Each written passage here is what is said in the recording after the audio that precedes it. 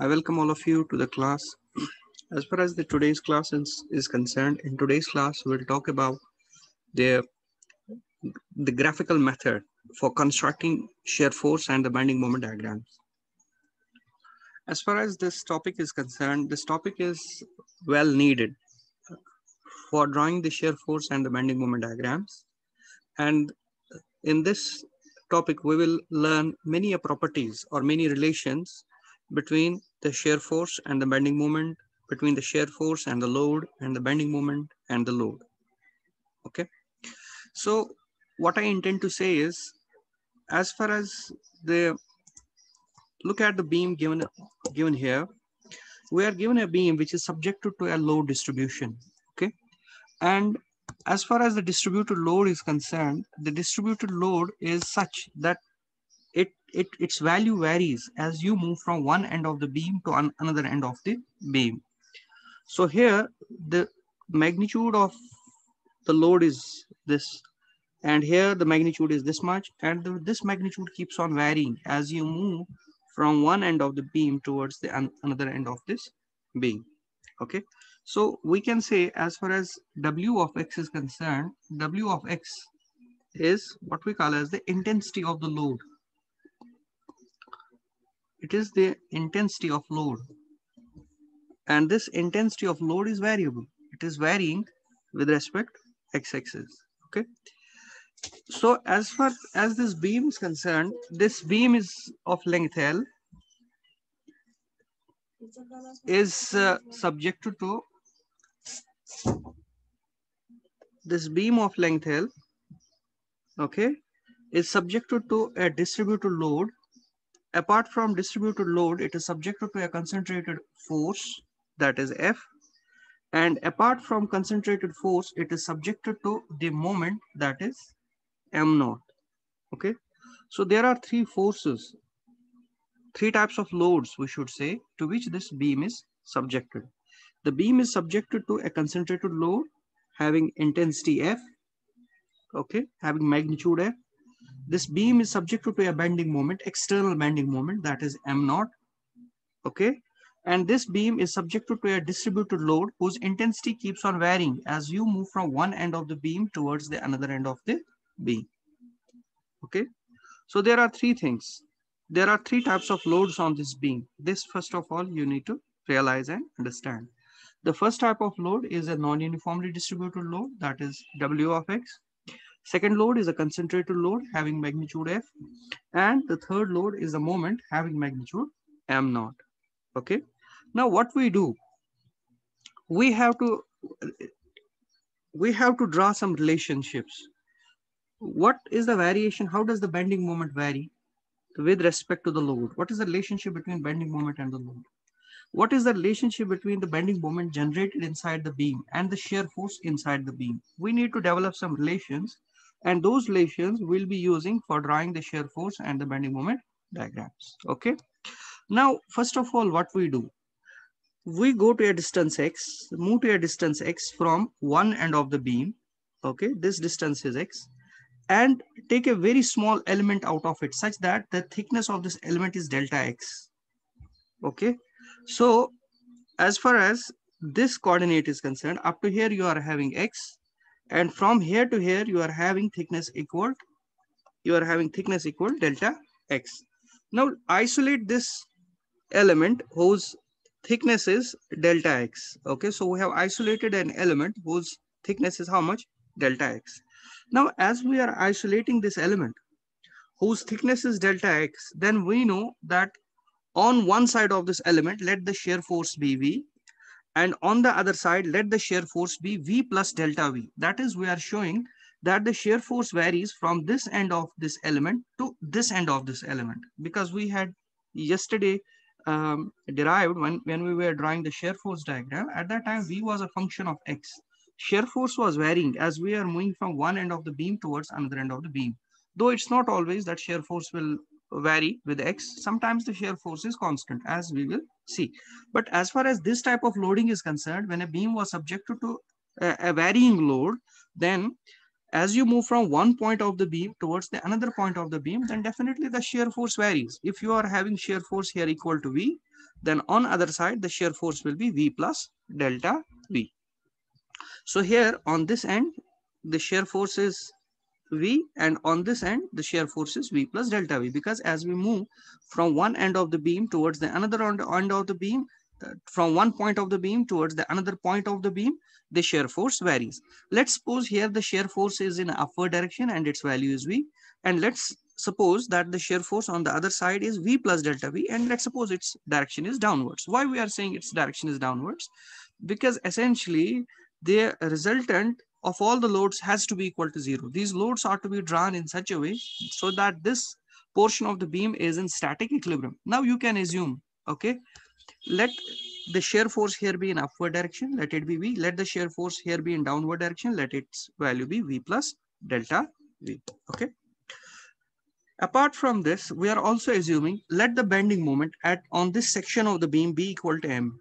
And on this end, let the bending moment be M plus delta M, because we had yesterday realized that as we move from one point of the beam towards the another point of the beam, the bending moment also varies. Okay.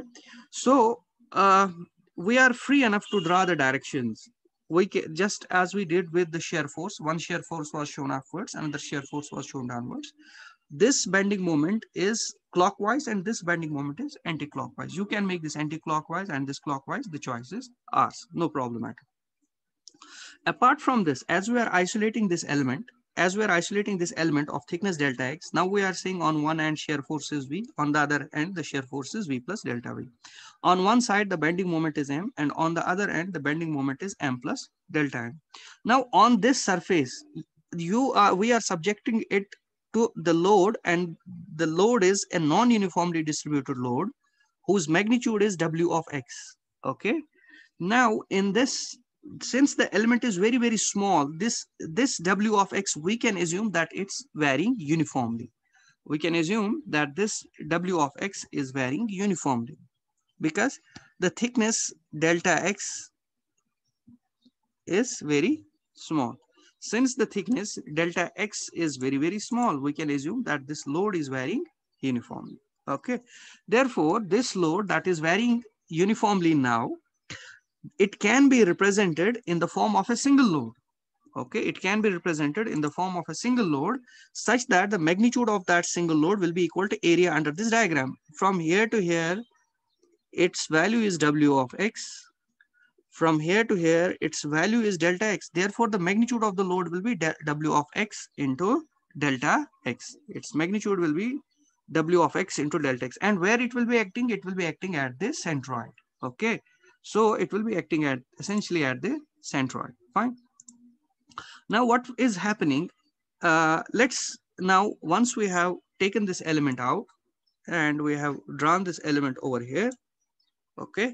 So now after drawing this element over here, let's, and realizing the type of force and moments on its two ends, let's now write down the equations of the equilibrium. Okay. So as we write down the equations of equilibrium, first of all, the equation of equilibrium will be, we are having shear force acting in direction V, that is V minus V plus delta V, okay, plus W, which is a function of X, multiplied by delta X is equal to 0. Okay, so this will be V minus delta V plus W of X delta X is equal to 0. So V and V will cancel. We will have delta V is equal W of X multiplied by delta X. That is delta V divided by delta X. That is delta V by delta X is equal to W of X. Since the thickness is very, very small, that is delta X approach to 0. The thickness is very, very small. Therefore, we can write limit delta X approaching to 0, delta V by delta X is equal W of X. And we know limit delta X approaching 0, delta V by delta X, that is given as dv by dx. This is the derivative of v with respect to x. So it means when the load is varying uniformly or non-uniformly, we can write the gradient of the shear force is equal to the intensity of the applied load. That is, this dv by dx, this is called the gradient of shear force. This is gradient of shear force. And this gradient of shear force is equal to the intensity of the load. Okay. Now be careful. We are writing dv by dx is equal to w of x. Here w of x is acting upwards. Therefore, this is positive.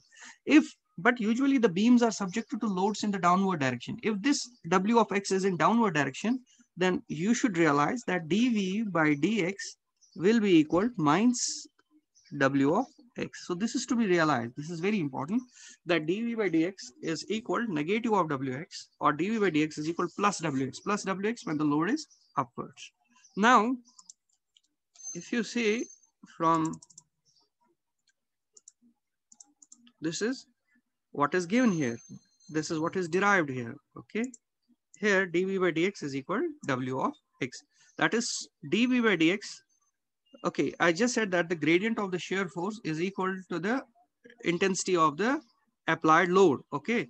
Now, if shear force is varying, if you had drawn the shear force diagram, say for example, your shear force diagram is like this. Say for example, this is the shear force diagram. This is shear force in this direction. This is x. Okay. So this is how shear force is varying with respect to x-axis. Okay. Then as far as dv by dx is concerned, dv by dx means it is the slope of shear force at a point. It is the slope of shear force diagram. Therefore, slope of a shear force diagram at any point is equal to the intensity of the distributed load at that very point. So this is to be kept in mind. Now, let's also take the summation of the moments. Okay. Now, apart from writing the equations of equilibrium by doing the force balance, now let's do the moment balance, and let's select a point O. Okay. And sum up all the moments about an axis passing through point O. Okay.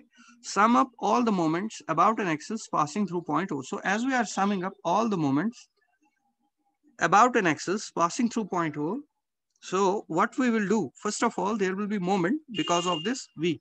The moment because of V will be V multiplied by the force arm, that is V into delta X. Okay. And if you see this V is trying to rotate the system in a clockwise direction, we'll write this as minus. The moment because of V plus delta V will be 0 because its force arm is 0. The second moment is, this is clockwise, that is minus M. And on this side, it is subjected to an anti-clockwise moment of magnitude M plus delta M.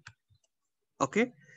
And the moment because of this load W delta X, it's also trying to rotate the entire system in clockwise direction. It will be minus W of X multiplied by delta X. Okay. Multiplied by force arm. Its distance is delta X by 2. That is 1 by 2 delta X. The sum of all these moments has to be equal to 0. Therefore, this M and this M will cancel. We have minus V delta X minus delta M minus W of X delta X square divided by 2 is equal 0. Okay. So if you look at this, minus V delta M dx is equal W of X delta of X. Okay. So this is also derived here. If you look here, the same equation is in fact derived here as well. Okay. So if you see here, you have minus V delta X, you have minus V delta X, minus V delta X. Then you have minus M, it's minus M here. Then you have M plus delta M, it's M plus delta M. Minus W of X delta X, all equal 0. Okay. Therefore, from here we can write, from this equation, let me write it here. We can write delta M is equal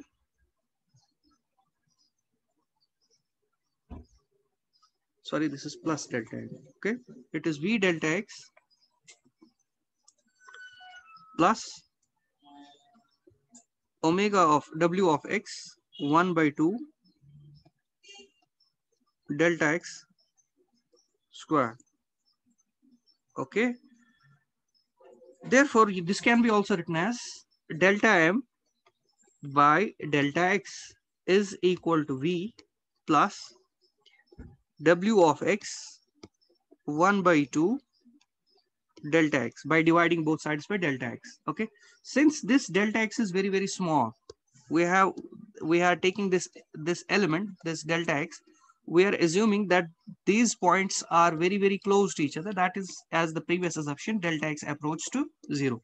So as delta x approach to 0, therefore, as delta x approach to 0, this entire term approaches to 0, and this becomes limit delta x approaching to 0, delta m by delta x becomes equal to V. That is, this is dm by dx is equal to V. This is an important relation too. If you look here, this is derived over here. Dm by dx is equal to V. And this is the gradient of the bending moment, or this we call as the slope of the bending moment diagram. The slope of the bending moment diagram at any point is equal to the shear force at that very point. So we can at least now write down two equations. We can say dV by dx is equal plus or minus W of x. Why I am writing plus or minus? If the load is upwards, then it will be plus. If the load is downwards, then it will be minus. And I also write dm by dx is equal to V. This equation says that the slope of the shear force at any point is equal to the value of the intensity of the load at that very point. And this says that the slope of the bending moment diagram at any point is equal to the shear force at that very point. Okay.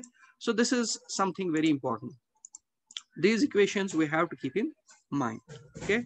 So with these concepts in mind, let's also talk about one more.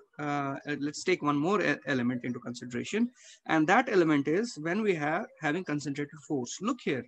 If you recall, if you go back to our element, if you go back to our beam, a portion of the beam, this element we had taken, this element was selected when the beam was subjected to a distributed load. That is okay.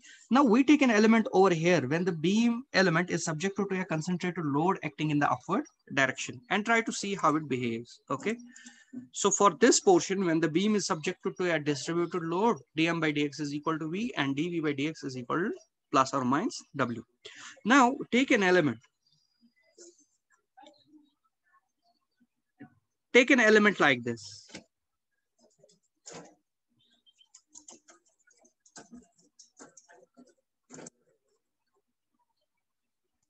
Means we are taking a beam element of thickness delta x such that it is subjected to a concentrated force F in the upward direction. Again, doing the previous assumptions, on this side we are assuming the shear force to be V.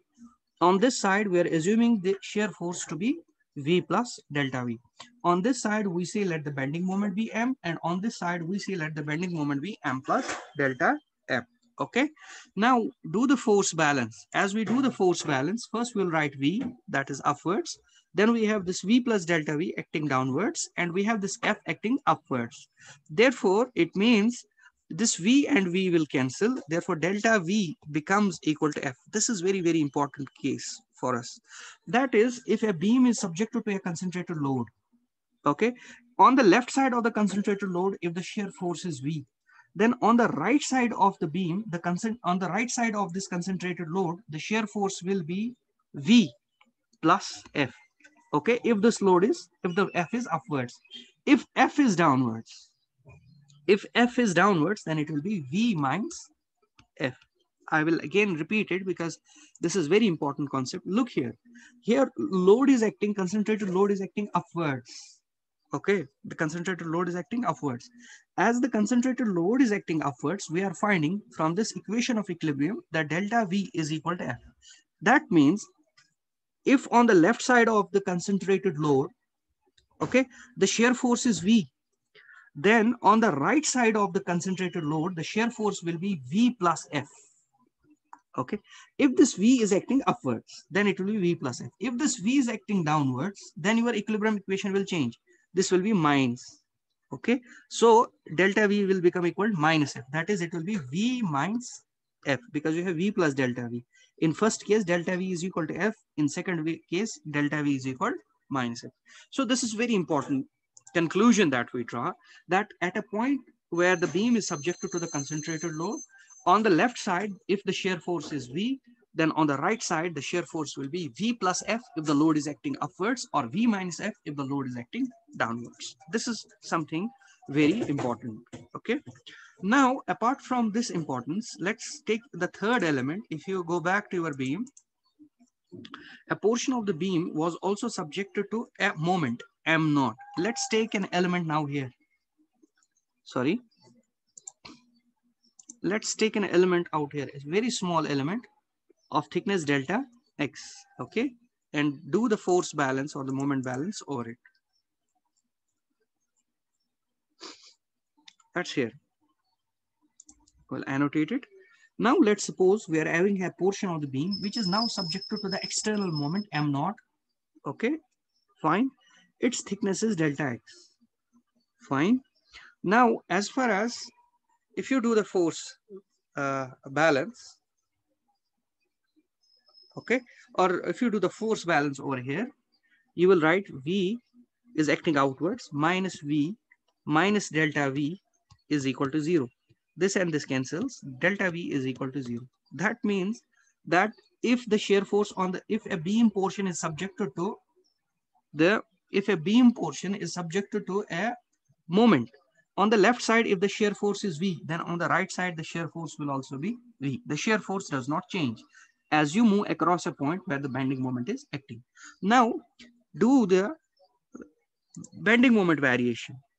Take all the moments about an axis passing through point O. You will be having, first of all, this moment M. This is minus M. This is clockwise. Then you have moment because of this V. That is minus V delta X. Then you have moment M plus delta M. This is anti-clockwise. Put them equal 0. Then this M and this M will cancel. Apart from this, sorry, you have to write also a clockwise moment. You are having minus M naught is also there. Okay, because this is clockwise. So you have minus M naught minus V delta X is equal to delta M. Okay, but delta X is almost approaching to 0. Therefore, this term becomes equal to 0. Delta M becomes equal to minus M naught. Okay, plus M naught, sorry, because as you take it to, sorry, this is, I have to correct it here. This is delta M. This M naught turns to this side. This becomes equal to M naught. Now, this is an important result.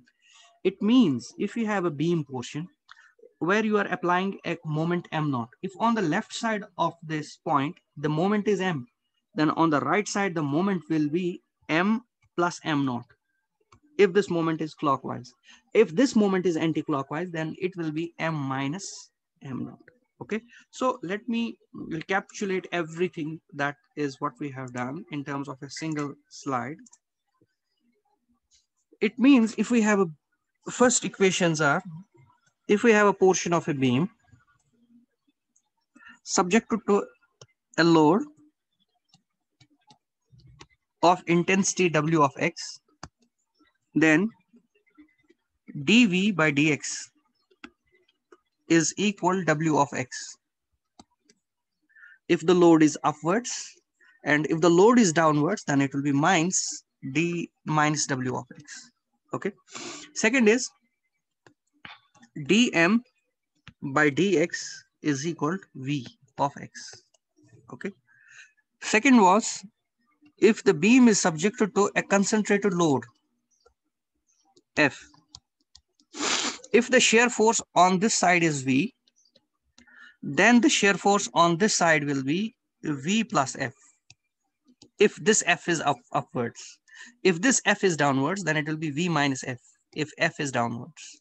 And the third case was, if the beam was subjected to a moment M naught. If on this side, if on this side, the moment is, bending moment is M, then on this side, the bending moment is m plus m naught. If this m naught is clockwise, or it will be m minus m naught if this m naught is anti-clockwise. Okay, so these are the three important cases that we will be using in drawing the shear force and the bending moment diagrams, because we cannot always use the method of sections.